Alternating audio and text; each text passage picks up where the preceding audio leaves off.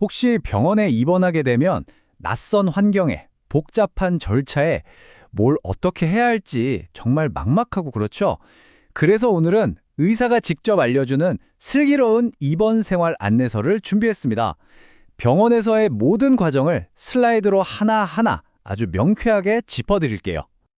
혹시 드라마 슬기로운 의사생활 다들 아시죠? 놀랍게도 오늘 저희의 안내자는요, 바로 그 드라마의 의학자문을 맡았던 김준환 의사입니다. 와, 드라마 속 리얼리티를 책임졌던 진짜 전문가와 함께 병원 생활의 모든 것을 속속들이 들여다보겠습니다. 자, 그럼 병원 생활을 제대로 파헤쳐 보려면 가장 먼저 여러분을 전담해서 돌봐줄 특별한 전문가를 만나야 합니다. 근데 이분의 직책, 아마 처음 들어보시는 분들도 꽤 많을 거예요. 바로 입원 전담 전문의입니다. 이분들은요, 쉽게 말해서 외래 진료나 수술 없이 오직 병동에만 딱 붙어서 입원 환자들만 집중적으로 돌보는 의사라고 생각하시면 돼요. 사실 이게 환자의 안전을 위해서 국내에 도입된 지 얼마 안 된 시스템이거든요. 이분들 덕분에 우리가 의사 얼굴 보기가 더 쉬워지고 궁금한 것도 바로바로 물어볼 수 있게 된 거죠. 그럼 이분들을 언제 만나게 될까요? 병원에서의 첫날. 정말 정신없죠. 모든 게 낯설고 어디로 가야 할지도 모르겠고. 괜찮아요. 걱정 마세요. 지금부터 입원 수속부터 병실 들어가는 것까지 그 과정을 제가 단계별로 차근차근 짚어드릴게요. 자, 병동에 도착해서 의사 선생님 만나기까지 딱 이 4단계만 기억하시면 돼요. 이걸 미리 알고 있으면 마음이 훨씬 편안해지거든요. 다음엔 이거 하겠구나 하고 예측이 되니까 당황할 필요가 없는 거죠. 그리고 이번 생활의 하이라이트죠. 바로 회진 시간. 옛날에는 교수님 언제 오시나 목 빠지게 기다렸잖아요. 근데 요즘엔 정말 좋아졌어요. 많은 병원들이 아예 회진 시간표를 딱 붙여놓거나 심지어 문자로 알림까지 보내준대요. 와, 진짜 대단하죠? 이제는 환자들도 딱 그 시간에 맞춰서 궁금한 거 물어보고 앞으로 어떻게 치료할 건지 같이 이야기할 수 있게 된 거예요.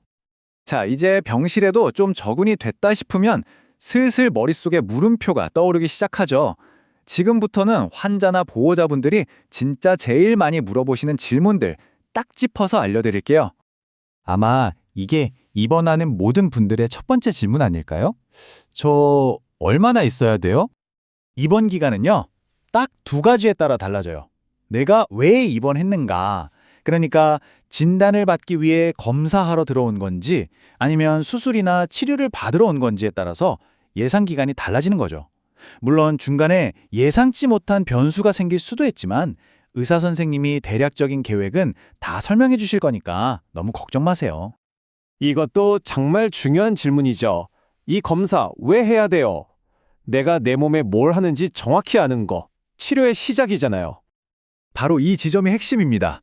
의료진은 모든 검사나 치료에 대해 환자가 이해할 수 있게 설명할 의무가 있고요. 환자는 그 설명을 듣고 최종적으로 결정할 권리가 있어요. 한 번에 이해 안 되면 2번, 3번 물어봐도 괜찮습니다. 당연한 권리니까요. 금식. 생각만 해도 배고프죠? 병원 생활에서 제일 힘든 것 중 하나일 텐데요. 근데 이게 환자의 안전을 위해서 정말 중요합니다. 왜냐하면 예를 들어 내시경 같은 검사를 할 때 음식물이 남아있으면 정말 큰일 날 수 있거든요. 또 장이 푹 쉬어야 병이 낫는 경우도 있고요. 의료진도 환자분들 힘든 거 아니까 꼭 필요할 때만 금식시키는 거거든요. 그러니까 검사가 미뤄지거나 치료가 힘들어지지 않도록 조금만 힘내서 협조해 주시는 게 정말 중요해요. 검사를 받고 나면 그 결과 기다리는 시간이 제일 피말리는 것 같아요. 그쵸? 근데 왜 어떤 건 바로 나오고 어떤 건 한참 걸리는 걸까요? 그 이유를 한번 들여다보죠. 결과가 나오는 시점은 크게 2가지로 나뉜다고 보시면 돼요.